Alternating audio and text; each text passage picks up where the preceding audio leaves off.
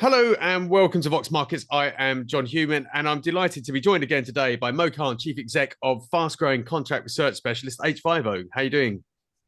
I'm well. Good morning, John. How are you doing? Yeah, not too bad, thank you. Not too bad. So you've released your trading update for 2022 since we last spoke. Can you give us an overview of the key highlights of what's been a fantastic year? It has been a fantastic year. So we've got record numbers across the board. Very pleased to be here announcing this trading update. Of course, these are pre-audited numbers, but top line, we've achieved 50.6 million in revenue, slightly ahead of guidance. We've achieved an EBITDA margin of at least 17% against the guidance of between 13 to 15%. Again, significantly higher than what the market guidance states.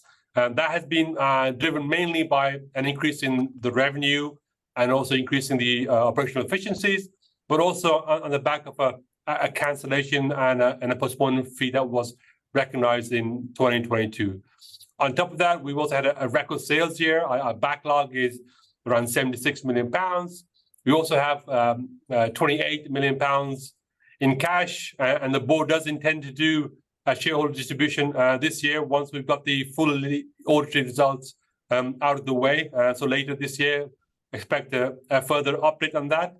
So all in all, I think a wonderful year. I do want to take this opportunity to thank all the employees at hVIVO for doing an amazing job and being able to not only get this sales closed in-house, but then also be able to work on that backlog and convert it into a revenue at a very good margin. No, it's been a fantastic year, and your team's obviously doing a fantastic job on the operational side. But obviously there's stuff going on in the market which is really helping you. In particular, the clear value that big pharma and biotech seems to be realizing in the human challenge trials that you offer. Can you talk us through the sort of market developments behind these numbers? Yeah, so I think there's two different aspects, to be honest, to these numbers. One is, as you say, the market is beginning to realize the benefits of human challenge trials. So this year, for example, we will have the first ever vaccine against RSV come to market, probably in May. And we ran the human challenge trial on that asset. We've also got two other in waiting that we run a human challenge trial for and got an expedited review with the FDA. We also ran a human challenge trial for a biotech company, which was acquired by Big Pharma for £500 million.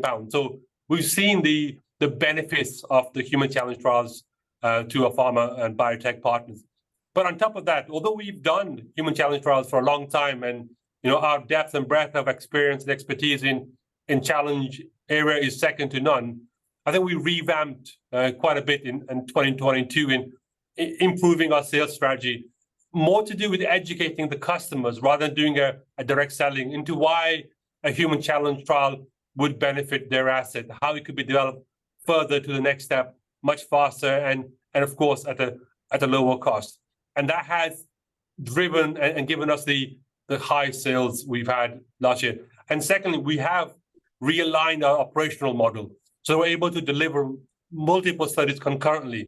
And that's been one of the key drivers of the increase in revenue and improvements in the margins. And that's something now that we're well established. And on the back of that, I think we can continue to grow. Yeah, and the order backlog, I think you referred to it at the beginning of the interview, is huge. So your visibility for next year and beyond is incredible. I guess the challenge now is delivering it and keeping stuff coming through the hopper, keeping the pipeline full.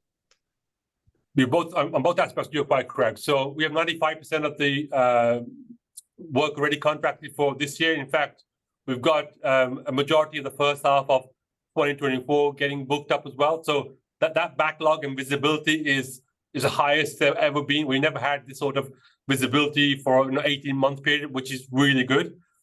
The other point being that we're starting in a much better place than we were at 12 months. Our backlog is much higher. So I've got more optimism in a way that we can beat our 22 numbers because I feel that the backlog is there. And we've already shown last year that we can operationalize multiple studies at the same time and deliver high revenues at very good margins. And that's key for us. We'll continue to do that. On top of that, of course, we are building on new challenge agents, which will be announced some point during 2023. We're also expanding the non-challenge work. So the clinical site service work as well as the lab work we will be focusing more on that. We're opening up new markets, such as the APAC region. We announced our first ever award in that region this year, something we've not done for over 10 years. And I'm hoping to announce more in the coming 12 months from the APAC region. So all in all, I think, a wonderful 2022, but I'm hopeful that I'll be sitting here in 12 months' time and announcing a new record year. For me, there's three key stakeholders that we need to satisfy throughout the coming months. And one is our employees. Our employee base is very strong, very loyal, very technical. We need to make sure they're motivated, rewarded, and have good career development plans.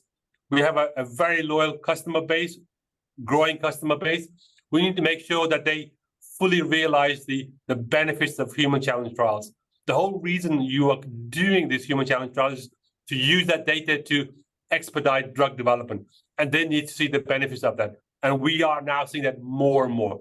And finally, of course, is to make sure that there's good return for our loyal shareholders. And I think we've achieved that in 2022. So we've hit all the numbers in 2022. And actually, on most of those parameters, we've beaten the targets. And I hope that we can achieve better results in 2023. Indeed. I mean, one thing you mentioned there is essentially the pipeline, that the big companies that you're working with, and I think last time we spoke, you alluded to the fact you are working with increasingly a very large proportion of the global pharmaceutical industry. I mean, it sounds to me like you're becoming a necessity in this industry, and also one of a kind.